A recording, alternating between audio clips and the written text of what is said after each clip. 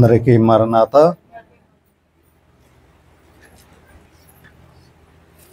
ఈరోజు పెంతెకోస్తు పండుగ, పరిశుద్ధాత్మ శక్తి ప్రారంభము.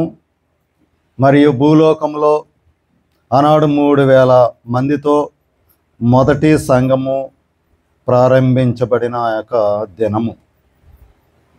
ఈ యొక్క పెంతెకోస్తు పండుగ లేదా పెంతెకోస్తు దినము అని మనము పిలుస్తూ ఉన్నాం.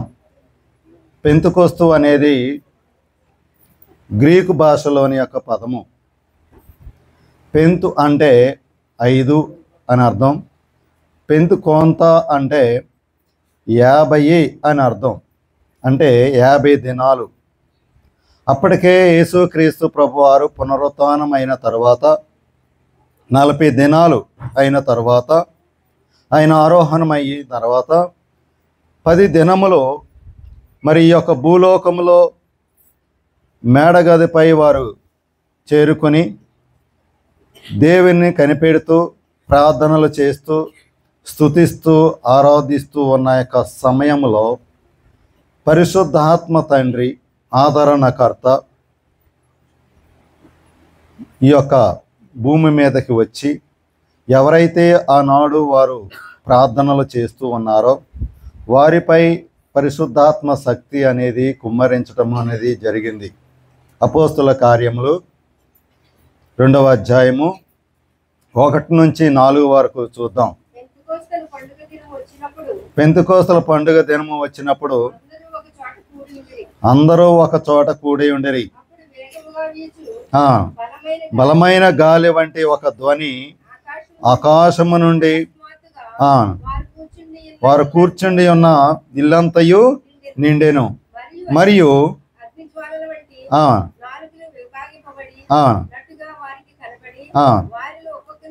ఒక్కొక్కరి మీద రాలగా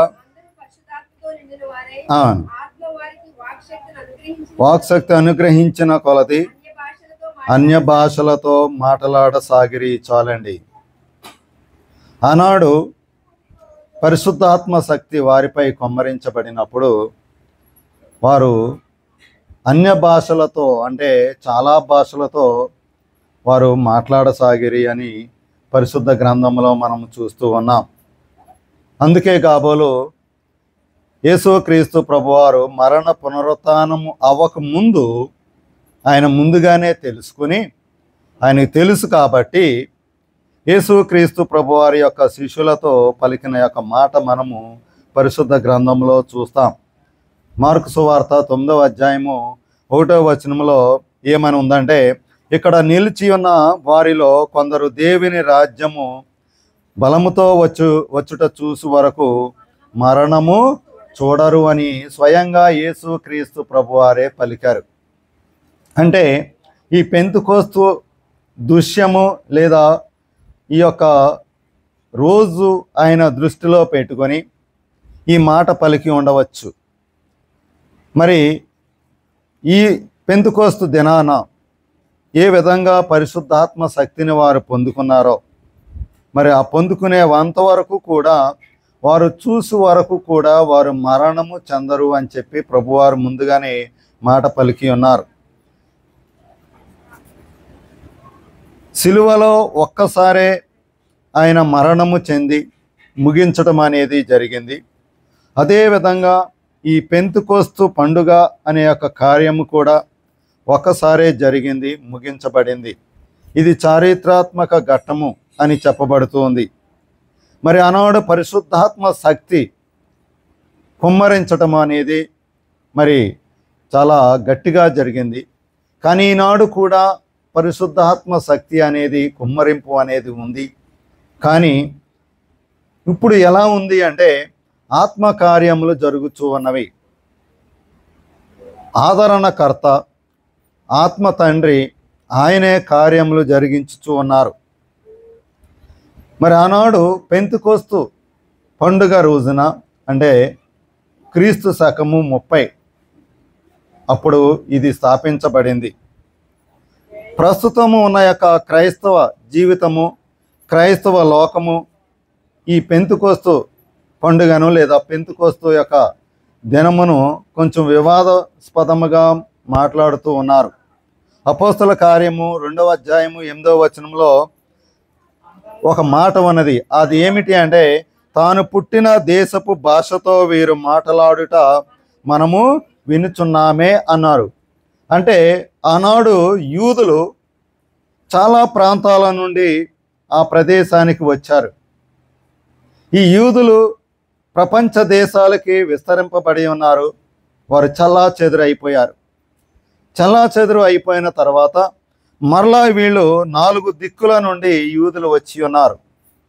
ప్రపంచంలో ఆ రోజున సుమారుగా 15 దేశముల నుండి వారు వచ్చి ఉన్నారు. ఈ 15 దేశంలో ఒక్కొక్క దేశము ఒక్కొక్క భాషతో నానా విధములైన భాషలు మాట్లాడేవారు ఉన్నారు. అయితే ఈ పెంతుకోస్తు అనే దాన్ని కొంతమంది వ్యతిరేకిస్తూ ఏమంటున్నారు అంటే, వారు చాలా ప్రాంతముల నుండి వచ్చి ఉన్నారు, దేశముల నుండి వచ్చి ఉన్నారు, ఒక్కొక్కరికి ఒక్కొక్క భాష వచ్చు కాబట్టి వారు ఆ భాషలో మాట్లాడారు అని పలుకుతూ ఉన్నారు. ఆ రోజు ఆత్మ కుమ్మరింపు జరిగినప్పుడు ఉన్నది ఎవరు అంటే ఈ యూదులే. అందరూ కూడా యూదులే. వీరు 4 దిక్కుల నుండి వచ్చి ఉన్నారు. ఒకటి బబులోను నుండి వచ్చి ఉన్నారు, రెండవది పర్షియా దేశము నుండి వచ్చి ఉన్నారు, మూడవది దక్షిణాఫ్రికా నుంచి వచ్చి ఉన్నారు, నాలుగవది రోము పట్టణము నుండి వీరు వచ్చి ఉన్నారు.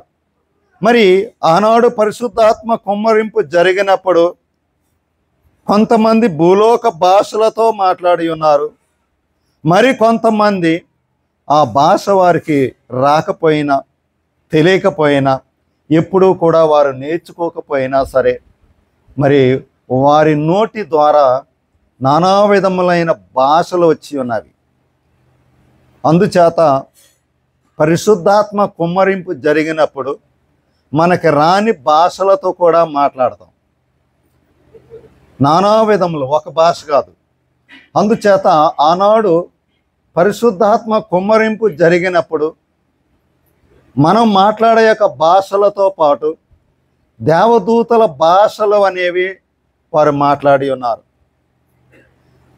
మరి ఈ భాషలు ఎవరు మాట్లాడతారు? పరిశుద్ధాత్మ కుమ్మరింపు జరిగినప్పుడు కొంతమంది భాషలు మాట్లాడరు, కొంతమంది భాషలు మాట్లాడతారు. మరి ఎవరికి అవకాశం దొరుకుతుంది? పరిశుద్ధాత్మ కుమ్మరింపు అనేది ఎవరికి దొరుకుతుంది అంటే, రక్షింపబడిన ప్రతి ఒక్కరికి కూడా ఆత్మ కుమ్మరింపు అనేది జరుగుతుంది. పరిశుద్ధ గ్రంథంలో చూస్తే అపోస్తల కార్యములోనే 10వ అధ్యాయంలో మనం ఒక మాట చూస్తాం. కొర్నేలి ఇంటి వారు భాషలతో మాట్లాడుచు దేవునిని గరంపరిచినట్టుగా మనము 10వ అధ్యాయము 46వ వచనంలో చూస్తూ ఉన్నాం. అంటే ఇక్కడ వీరు రక్షించబడి ఉన్నారు మరియు భాషలతో మాట్లాడారు. వీరు రక్షించబడ్డారు మరియు భాషలతో మాట్లాడారు. అలాగే ఎఫెసులో చూస్తే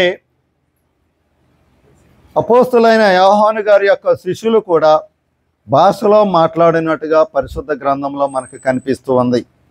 అలాగే రక్షింపబడిన కొంతమంది భాషలు కాకోకుండా వారు వారి యొక్క భాషలతో వారు మాట్లాడినట్టుగా మరి మనకి ఇక్కడ తెలియపరుస్తూ ఉన్నారు.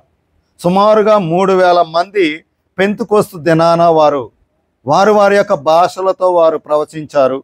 అంతేకాకుండా 5000 మంది రక్షణ పొంది ఉన్నారు. బహుజనులు కూడా వారి యొక్క భాషలతో మాట్లాడారు. సమరయులు మరియు నసుంపుకుడు మరియు అంతియోకులు అన్న యొక్క గ్రీకులు కానీ, దెయ్యము పట్టిన యొక్క స్త్రీ కానీ, తెసలోనిక యొక్క విశ్వాసులు కానీ, ఫిలిప్పీలో ఉన్న యొక్క జైలు అధికారులు కానీ, వీళ్ళందరూ కూడా మరి మాట్లాడారు. వారి యొక్క సొంత భాషలతో మాట్లాడారు. వీరందరూ ఎవరు అంటే రక్షింపబడిన వారు. కొంతమంది రక్షింపబడిన వారు భాషలతో మాట్లాడతారు, కొంతమంది వారి యొక్క మాట్లాడే యొక్క భాషతో మాట్లాడతారు. అపోస్తుడైన పేతురు గారు ఏమంటున్నారంటే, తన యొక్క వర్తమానాన్ని విని ప్రజలు వారి యొక్క పాపమును ఒప్పుకొని ఏమని వారు ఆత్మ కుమ్మరింపు కావాలి అని చెప్పి దేవుణ్ణి వేడుకున్నారంట. మరి పేతురు గారు ఏమంటున్నారు అంటే, పరిశుద్ధాత్మ వరమును పొందుటకు మీరు మారు మనసు పొందుడి అని పేతురు గారు వారితో చెప్పారంట. ఆ రోజు ఆయన వాక్యము చెప్తూ, మీకు పరిశుద్ధాత్మ కుమ్మరింపు జరగాలి అంటే ముందుగా మీరేం చేయాలి అంటున్నారు అంటే, మారు మనసు పొందాలి. అదొకటి. రెండవదిగా ఏం చెప్తున్నారు ఆయన? బాప్తీసము పొందుడి అన్నారు. రెండవది ఏంటండి? బాప్తీసము పొందుడి. మూడవదిగా, ఈ లోకములో మూర్ఖత్వంతో ఉన్న ఈ తరము వారితో ఉండకోకుండా వారి నుండి మీరు వేరై ఉండుడి అని పేతురు గారు పలికారు. 3 మాటలు చెప్పారండి. ఒకటి ఏమిటి? మారు మనసు పొందమన్నారు. రెండవది బాప్తీసము తీసుకోమన్నారు.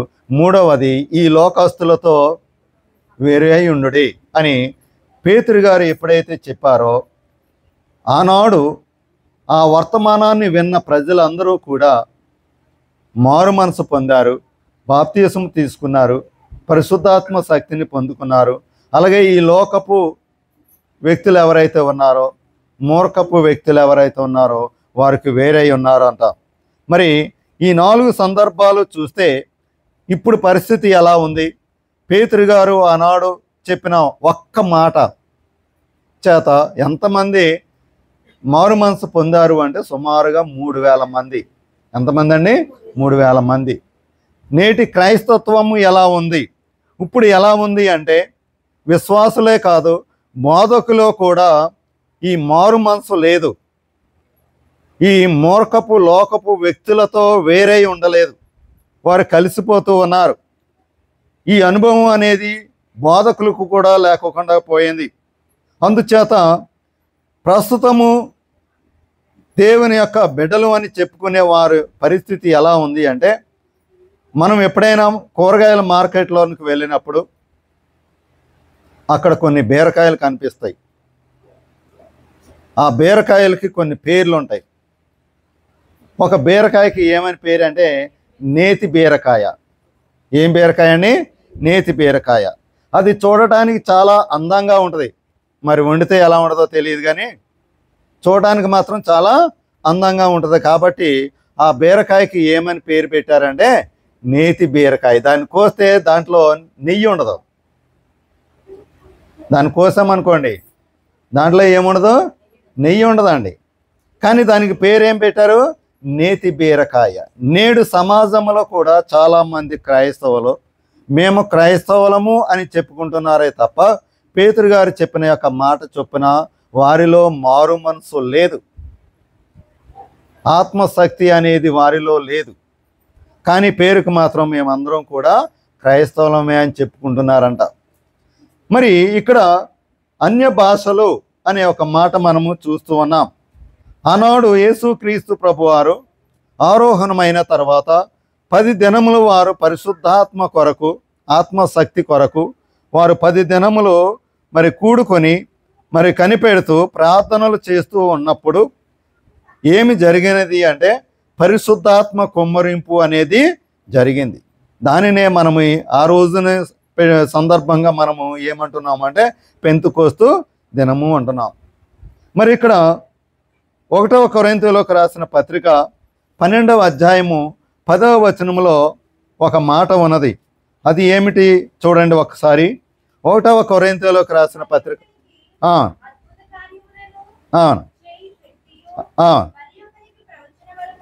చూడండి. మరి ఒకరికి అద్భుత కార్యములు చేయు శక్తియో, చదవమ్మా.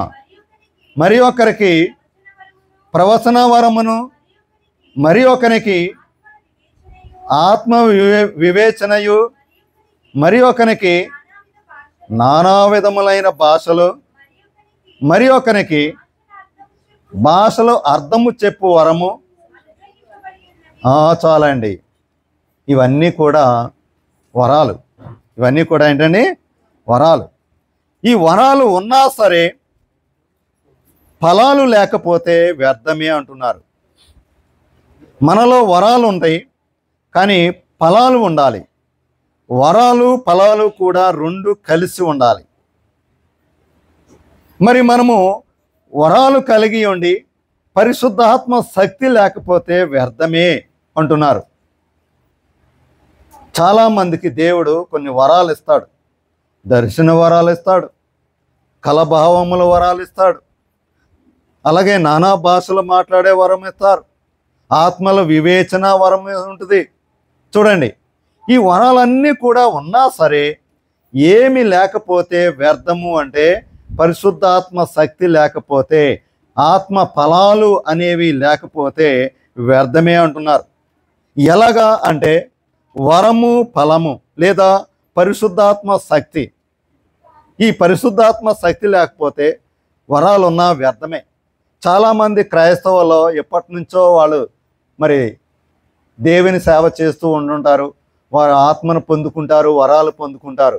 ఈ వరాలను పొందుకున్న వారు నేను వరాలను పొందుకున్నాను కదా ఇంకా నాకు పర్లేదు అని చెప్పి ఇంకా విడిచిపెట్టేసి ఇంకా వేరే రకంగా దాన్ని కాపాడుకోకుండా ఉంటే వారిలో వరాలు ఉంటాయి కానీ ఆత్మశక్తి ఉండదు, పరిశుద్ధ ఆత్మడు పనిచేయడు. అందుచేత వరాలు ఉన్నా సరే వ్యర్థమే అంటున్నారు.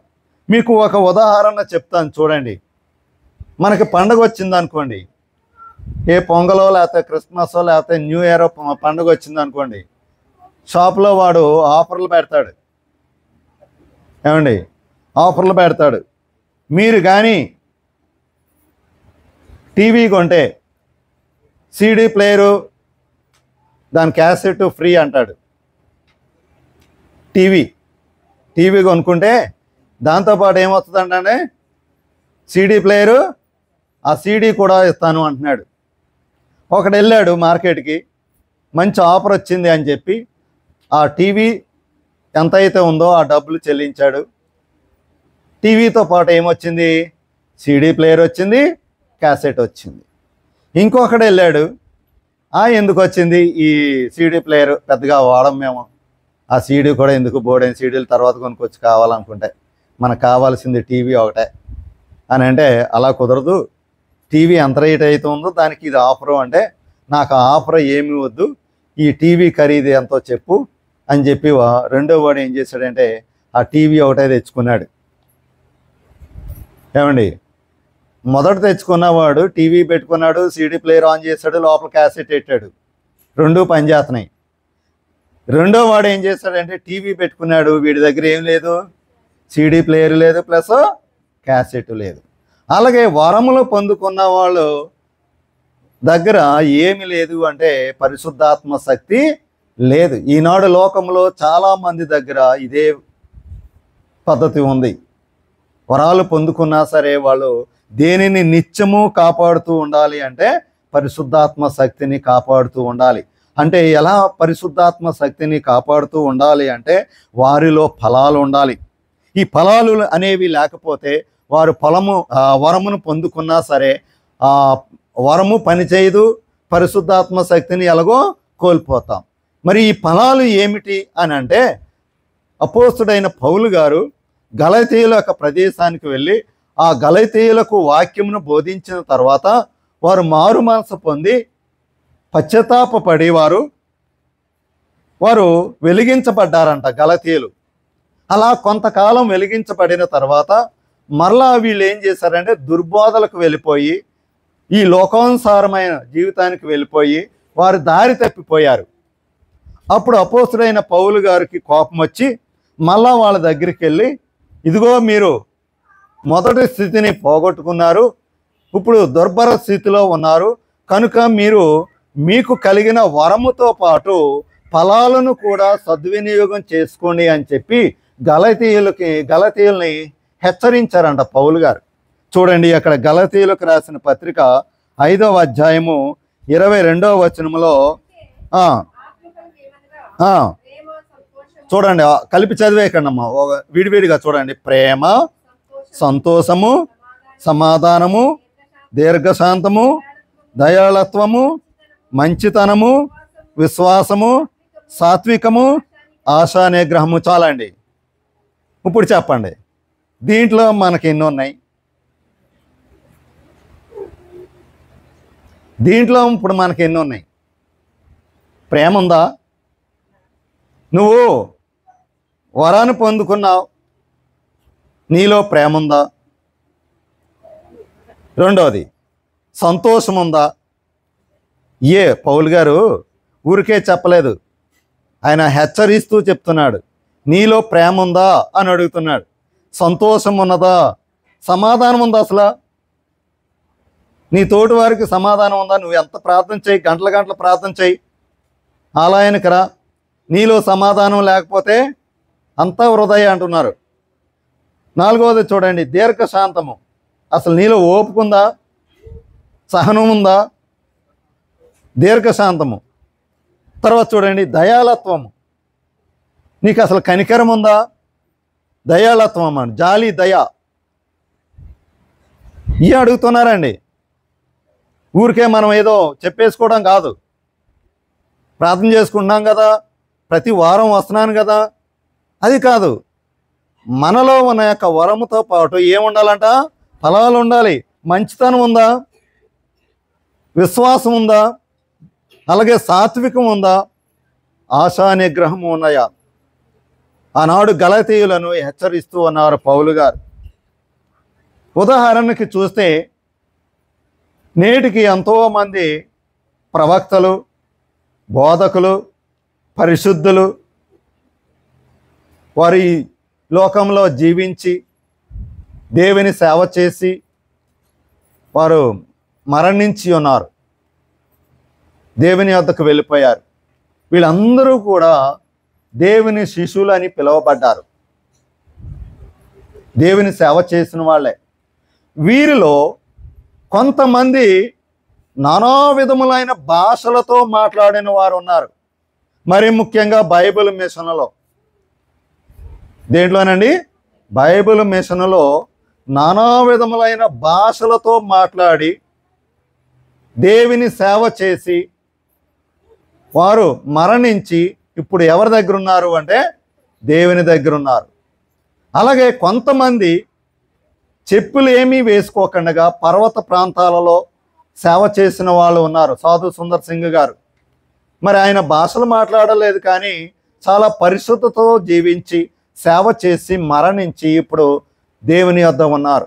వీరందరినీ ఏమని పిలుస్తున్నాము అంటే యేసు క్రీస్తు ప్రభు యొక్క శిష్యులు, ప్రియమైన వారు. వీరి దగ్గర వరాలు ఉన్నవి, ఫలాలు ఉన్నవి. ఈ రెండు సమానంగా వారు ఉపయోగించుకున్నారండి.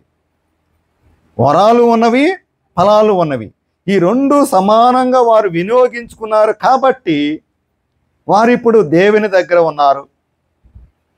వారి జీవితాంతము దేవుని సేవ చేసి ఉన్నారు.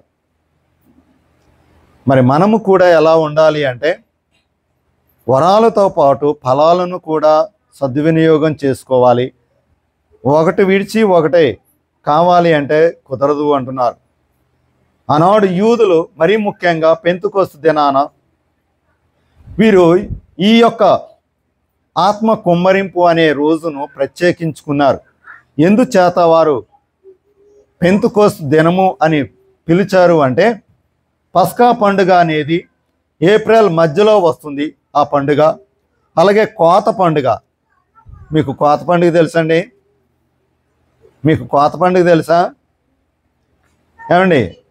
మీరు కూరలో ఉప్పు వేస్తున్నారనుకోండి, ఓ స్పూనుడు వేస్తే ఆ స్పూన్లో కుతంతా తీసి ఏం చేయాలి? పక్కన పెట్టాలి. ఓ కేజీ బియ్యం వండుతున్నారనుకోండి, ఆ బియ్యంలో కొన్నీ ఓ గుప్పుడు తీసి ఏం చేయాలి? పక్కన పెట్టుకోవాలి. దాన్ని ఏమన్నాము? కోత పండుగ. ఇంతంత కారం వేస్తున్నారనుకోండి, ఆ కారంలో కుతంత తీసుకుని పక్కన పెట్టుకోవాలి. మరి ఆనాడు యూదులు ఈ పస్కా పండుగ మరియు కోత పండుగను పాటించేవారు. ఈ కోత పండుగ జూన్ నెలలో వస్తుంది అంటున్నారు. ఈ రెండు పండుగలు వారు దృష్టిలో పెట్టుకున్నప్పుడు ఏం చేస్తారు అంటే ఈ రెండు పండుగల సందర్భంగా నలుదిక్కుల నుండి వారు ఎక్కడెక్కడైతే ఉన్నారో యూదులు ఆ ప్రాంతంలో నుండి వారు ఒక చోటకి చేరుకుంటారంట. సుమారుగా 15 దేశాల నుండి యూదులు వస్తూ ఉన్నారు. ప్రతి సంవత్సరం వారు కూడుకుంటారంట. సుమారుగా ఎంత అంటే 10 లక్షల మంది కూడుకుంటారు. ఈ వేరే వేరే దేశాల నుండి వస్తున్నారు కాబట్టి ఒక్కొక్కడు ఒక్కొక్క భాష కలిగి ఉన్నారు. ఎప్పుడైతే ఆనాడు వీరు వేరే వేరే దేశాల నుండి కూడుకొని వచ్చి ఉన్నారో ఆ సందర్భంలోనే ఈ ఆత్మ కుమ్మరింపు అనేది జరిగింది. పెంతుకోస్తు అని పేరు పెట్టడం అనేది జరిగింది. ఈ పెంతుకోస్తు పండుగ అనే దానికి పాత నిబంధన గ్రంథంలో కొన్ని పేర్లు కూడా పిలువబడుతూ ఉన్నవి. అవి ఏమిటి అంటే వారముల పండుగ. ఈ పెంతుకోస్తు పండుగనే ఏమని పిలుస్తారంటే వారముల పండుగ. పస్కా పండుగకి 7 వారాల్లో ఇది వస్తుందంట. అందుచేత దీన్ని ఏమని పిలిచారంటే వారముల పండుగ అని పిలిచారు. రెండవదిగా చూస్తే కోత పండుగ. ఈ పెంతుకోస్తు పండుగనే ఏమని పిలుస్తున్నారని కోత పండుగ అన్నారు. మూడవదిగా చూస్తే ప్రథమ ఫలముల పండుగ. పెంతుకోస్తు పండుగని ఆనాడు యూదులు పాత నిబంధన గ్రంథము ప్రకారము వారు ఏమని పిలిచారంటే ప్రథమ ఫలముల పండుగ. మన చెట్టుకి మొట్టమొదటిసారిగా ఏ బీరకాయో ఆనపకాయో కాసింది అనుకోండి, దాన్ని ఏం చేస్తాం మనం? ఎవరు మాట్లాడతలా? దేవాలయానికి తీసుకొస్తాం. దాన్ని ఏమన్నాం అంటే ప్రథమ ఫలముల అంటాం. అలాగా మొట్టమొదటిసారిగా పండిన ప్రతిదీ కూడా ఎక్కడికి తీసుకొస్తారంటే దేవాలయానికి తీసుకొస్తారు. కాబట్టి ఆనాడు యూదులు కూడా ఈ యొక్క పండుగను ఆచరించేవారు. మరి ఈ పెంతుకోస్త అనేది 50 రోజులు అని పిలువబడుతూ ఉంది. యేసుక్రీస్తు ప్రభువారు ఆరోహణమైన తర్వాత 10 దినములు వారు కనిపెడుతూ ప్రార్థనలు చేసిన యొక్క మరి కాలాన్ని 10 రోజులు మరియు 40 దినాలు కలిపి 50 దినాలు కాబట్టి దీన్ని పెంతుకోస్తు పండుగ అన్నారు. పాత నిబంధన గ్రంథంలో ఒక మర్మము మనకి కనిపిస్తూ ఉంది. అది ఏమిటి అంటే నిర్గమకాండము 19వ అధ్యాయము 1వ వచనంలో ఒక మర్మము అనేది మనకు కనిపిస్తూ ఉంది. అది ఏమిటి అంటే ఐగుప్తు దేశము నుండి ఇజ్రాయేల్ యొక్క ప్రజలు వారి యొక్క అరణ్య ప్రదేశంలో ప్రయాణము చేస్తూ ఉండగా వారు సేనాయి పర్వతము వద్దకు వచ్చినప్పటికీ, చూడండి జాగ్రత్తగా, వారు సేనాయి పర్వతము వద్దకు వచ్చినప్పటికీ వారు సేనాయి పర్వతము దగ్గరికి చేరుకున్న తర్వాత మోషే ఆ పర్వతము పైకి వెళ్ళిన తర్వాత దేవుడు 10 ఆజ్ఞలు ఇచ్చి ఉన్నాడు. ఎన్ని ఆజ్ఞలు ఇచ్చాడండి? 10 ఆజ్ఞలు ఇచ్చి ఉన్నాడు. ఈ 10 ఆజ్ఞలు ఎప్పుడైతే దేవుడు మోషేకు బయలుపరిచాడో వారు ఐగుప్తు దేశము నుండి, చూడండి, సేనాయి పర్వతముకు వచ్చే లోపు వీరు మధ్యలో ఎర్ర సముద్రమును చూశారు. ఈ ఎర్ర సముద్రంలో వారు బాప్తిసము పొందారు. ఎలా బాప్తిసం పొందారండి? వాడు ఎర్ర సముద్రం మధ్యలో వెళ్ళినప్పుడే వారు బాప్తిసము పొందారండి. అలాగే సేనాయి పర్వతం దగ్గర 10 ఆజ్ఞలు దేవుడు వారికి ఇచ్చినప్పటికీ వారు ఆ ప్రయాణము ఎన్ని రోజులంటే ఐగుప్తు దేశము నుండి సేనాయి పర్వతము వరకు 50 రోజులు. ఎన్ని రోజులండి? 50 రోజులు. అందుచేత పాత నిబంధన గ్రంథంలో కూడా మనకి ఇక్కడ తెలియపరుస్తూ ఉంది ఈ యొక్క పెంతుకోస్తు పండుగ గురించి లేదా పరిశుద్ధాత్మ కుమ్మరింపు అనేది. మరి ఇక్కడ సేనాయి పర్వతము గురించి మరియు ఈ పెంతుకోస్తు పండుగకి మరి ఏంటి వ్యత్యాసము, పోలిక ఏమిటి అని చూస్తే మొదటిగా చూడండి, సేనాయి పర్వతంపై దేవుడు ఎన్ని ఆజ్ఞలు ఇచ్చాడండి? 10 ఆజ్ఞలు ఇచ్చాడు, లేదా ధర్మశాస్త్ర పండుగ అని పిలువబడుతుంది పాత నిబంధన గ్రంథంలో. ధర్మశాస్త్ర పండుగ. ఈ 10 ఆజ్ఞలను ఏమని పిలుస్తామంటే ధర్మశాస్త్ర పండుగ. ఇక్కడ వీరు ఐగుప్తు నుండి సేనాయి పర్వతం వరకు 50 రోజులు అని చెప్పుకున్నాం. అలాగే ఆ సేనాయి పర్వతము మీద దేవుడిచ్చిన యొక్క 10 ఆజ్ఞలు అప్పటి నుంచే ధర్మశాస్త్రము ప్రారంభ దినము. ధర్మశాస్త్ర ప్రారంభ దినము అండి. అలాగే ఇక్కడ ఎవరైతే దేవుని వ్యతిరేకించారో ఆ రోజున సుమారుగా 3000 మంది చనిపోయారు సేనాయి పర్వతం కింద. చూడండి, ఎవరైతే వ్యతిరేకించారో ఆ పర్వతం కింద ఎంతమంది చనిపోయారండి? 3,000 మంది చనిపోయారు. అలాగే ఈ సీనాయి పర్వతం పైనుండి అగ్నియు, ధూమము, శక్తి ప్రభావము అనేది కనిపించింది ఆ 10 ఆజ్ఞలు ఇచ్చేటప్పుడు. ఇది ఆ సీనాయి పర్వతము గురించి. మరి ఈ సీనాయి పర్వతానికి పెంతెకోస్తుకి సంబంధం ఏమిటి అని అంటే, పెంతెకోస్తు దినము చూడండి, యేసుక్రీస్తు ప్రభువారు పునరుత్థానమైన తరువాత 10 రోజులు వారు ఎడతెగక ప్రార్థనలు చేశారు. అందుచేత ఆయన మరణ, పునరుత్థానము, ఆరోహణము మరియు 10 దినములు ఎడతెగక పరిశుద్ధాత్మ కుమ్మరింపు వరకు కూడా కలుపుకుంటే 50 రోజులు. అలాగే పేతురు చేత ఆయన బోధించిన యొక్క వాక్యము చేత చాలామందిలో గొప్ప మార్పు జరిగింది. ఆ మార్పు వల్ల ఎంతమంది మారు మనసు పొందారు అంటే సుమారుగా 3,000 మంది. అక్కడ 3,000 మంది చనిపోయారు, ఇక్కడ 3,000 మంది రక్షణ పొందుకున్నారండి.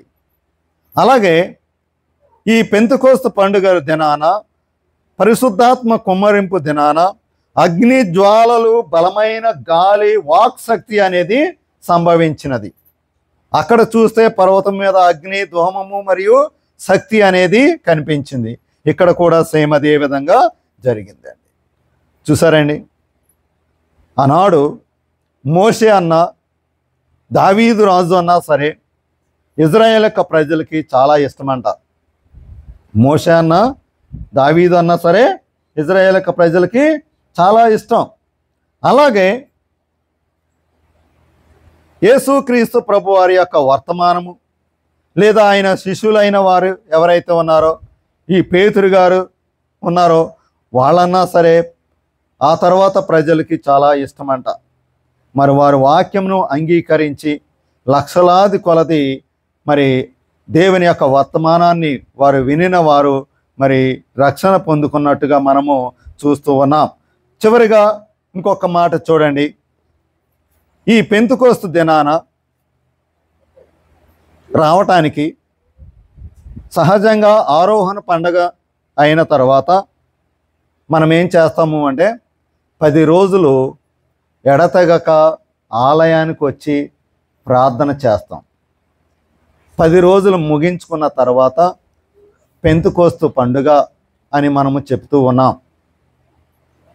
పరలోకములో యేసుక్రీస్తు ప్రభు వారికి పట్టాభిషేకము జరిగిన రోజు ఇది. చూడండి, ఇక్కడ పరలోకములో ఎవరికి పట్టాభిషేకం అంటండి?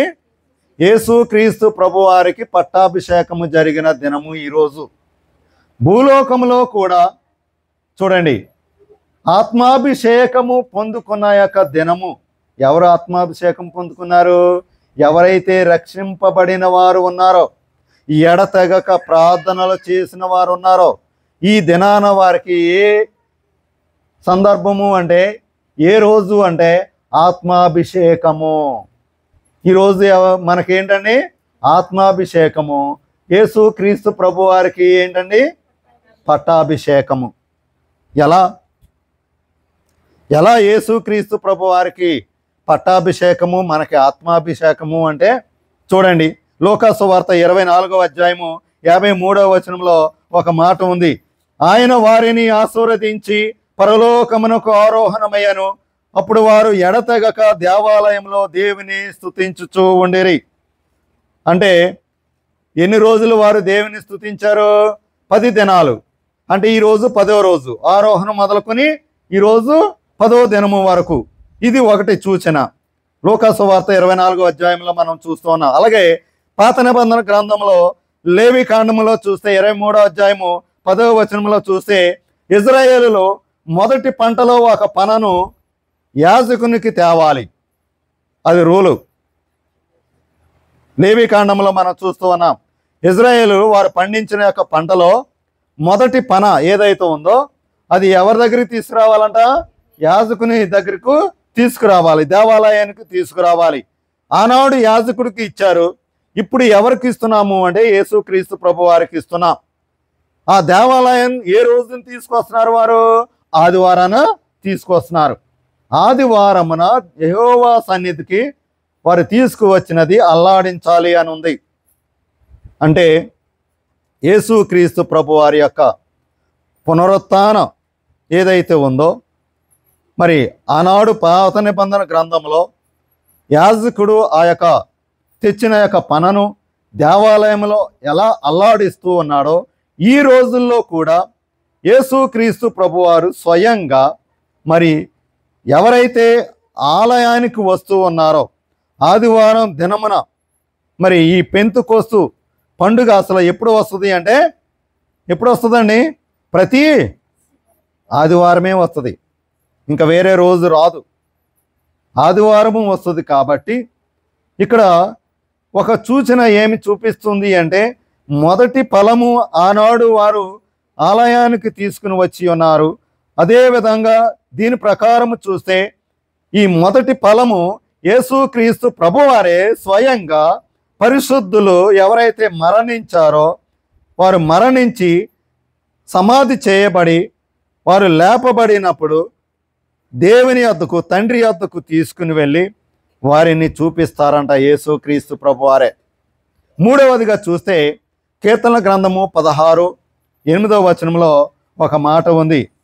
నా కుడి పార్శ్వమందు ఉన్నాడు, నా ఆత్మ హర్షించుచున్నది, నీ పరిశుద్ధిని కుళ్ళు పట్టనీయవు. చూసారండి, ఇది కీర్తన గ్రంథంలో ఒక సూచన.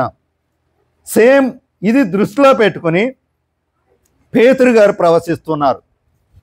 ఎక్కడ అంటే అపోస్తల కార్యము 2వ అధ్యాయము 34-35 వచనంలో పేతురు గారు ఏమని ప్రవశిస్తున్నారు అంటే, నేను నీ శత్రువులను నీ పాదముల కింద పాదపీఠముగా ఉంచు వరకు నీవు నా కుడి పార్శ్వమున కూర్చుండమని నా ప్రభుతో చెప్పాను. చూసారండి, అంటే మనకి ఏది అవదు, మన శత్రువులు ఏమి చేయలేరు. మనము వారిని ఎక్కడ పెడతాము అంటే మన పాదపీఠము క్రింద వారిని అనగదొక్కుతామంట. మరి చెప్పబడిన యొక్క 5 రెఫరెన్స్లను దృష్టిలో పెట్టుకుని యోహాను సువార్తలో చివరిగా ఏమని తెలియపరుస్తుంది అంటే, యోహాను సువార్త 14వ అధ్యాయము 16వ వచనములో ఇక్కడ ఒక మాట ఉంది చూడండి. యోహాను సువార్త 14వ అధ్యాయము 16వ వచనము, నేను తండ్రిని వేడుకొందును మీ వద్ద ఎల్లప్పుడూ ఉండుటకై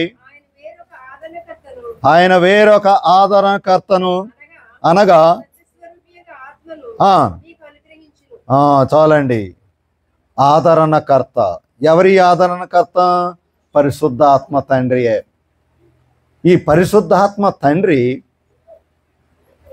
యేసుక్రీస్తు ప్రభువారు ఆరోహణమయ్యేటప్పుడు ఆయన యొక్క శిష్యులతో తెలియపరుస్తూ ఉన్నారు, కంగారు పడకండి, నేను వెళ్తున్నా, మీతో పాటు మళ్ళా నిత్యము ఉండటానికి నా తండ్రి దగ్గరికి వెళ్ళి మీకు ఒక ఆదరణకర్తను నేను పంపిస్తా అని దేవుడు వాగ్దానం ఇచ్చాడు. నేను నా తండ్రి కుడి పార్శ్వమున వెళుతూ ఉన్నాను, అక్కడ కూర్చుంటాను. కూర్చున్న తర్వాత ఏం జరిగిందో తెలుసండి, ఈ 10 దినాలలో ఈ శిష్యులు ఎడతెగక ప్రార్థన చేశారంట.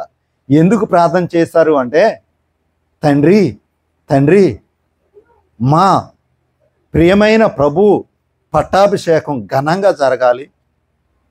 చూడండి, 10 రోజులు వాళ్ళు చేసిన ప్రార్థన. ఉపవాస కూటాలు ఎప్పుడన్నా మనం పెట్టుకున్నాం అనుకోండి, లేదా క్రిస్మస్ పండుగ వస్తుంది అనుకోండి, ఒక వారం 10 రోజుల ముందే మనం ఏం చేస్తాం? ప్రార్థన చేస్తాం. దేవా, గాలిదుమ్ము రాకూడదు, వర్షాలు రాకూడదు, ఇంకా ఏ ఆటంకం ఉండకూడదు, చక్కగా కరెంట్ ఉండాలి. ప్రార్థన చేస్తారా చేయరా? వారం 10 రోజుల ముందే సిద్ధపాటు కలిగి ఉంటారు. ఇంట్లో ఎవరికైనా పెళ్లి చేస్తున్నాం అనుకోండి, ఆ పెళ్లి వారం రోజుల ముందు ఏం చేస్తాం? మనం ప్రార్థనలు చేస్తాం.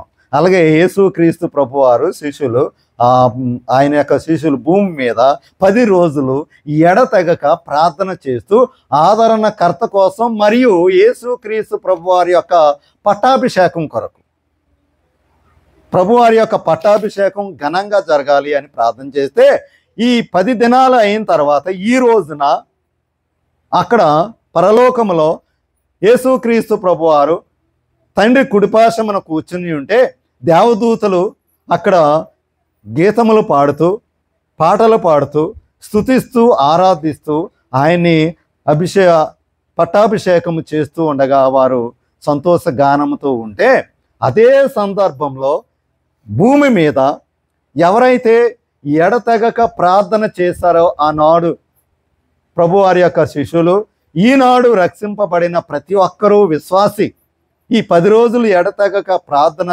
చేసిన వారికి ఈ భూలోకంలో ఏ అభిషేకం అండి? ఆత్మాభిషేకము అనేది జరిగిన రోజు ఈరోజు.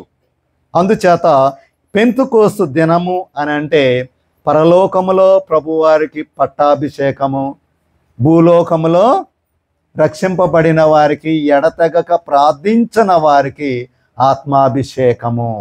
ఈరోజు మనం ఏ అభిషేకం పొందుకుంటున్నాము అంటే ఆత్మాభిషేకము పొందుకుంటున్నాము. కాబట్టి యేసుక్రీస్తు ప్రభువారు ఆనాడు ఇచ్చిన యొక్క అభయ వార్త, అభయ మాట ఏమిటి అంటే, ఇదిగో నేను వెళ్తున్నాను, మళ్ళా తిరిగి వస్తా, వచ్చేంతవరకు కూడా మీరు ఒంటరివారు కాదు, మీకు ఒక ఆదరణకర్తను పంపిస్తూ ఉన్న ఆయనే ఆత్మ తండ్రి, పరిశుద్ధాత్మ తండ్రి. మరి ఈరోజు పెంతెకోస్తు పండుగ సందర్భంగా మరి మనమందరము కూడా దేవుని స్తుతిస్తూ ఆరాధిస్తూ మనందరికీ ఆత్మాభిషేకము జరగాలని దేవుని వేడుకుందాం. కొద్ది వాక్యమును దేవుడు దీవించునుగాక. ఆమేన్. ప్రార్థన చేసుకుందామండి. మహాపరిశుద్ధుడు అయిన తండ్రి, వందనములు నాయన, స్తుతులు స్తోత్రములు.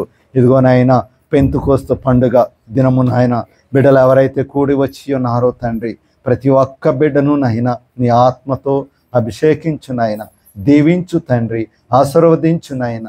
బిడ్డలు ఏవైతే తండ్రి నాయన మరి వారి యొక్క లోపములు ఉన్నాయో ఆ లోపములను తీసివేసి నాయన, బిడ్డలు ఏవైతే అడుగుచూ ఉన్నారో ప్రతి ఒక్క బిడ్డకు నెరవేర్పించి దీవించి ఆశీర్వాదములతో నాయన బిడ్డలను దీవించమని యేసు నామమున ప్రార్థిస్తున్నాము తండ్రి. ఆమేన్. అందరికీ మరణాత.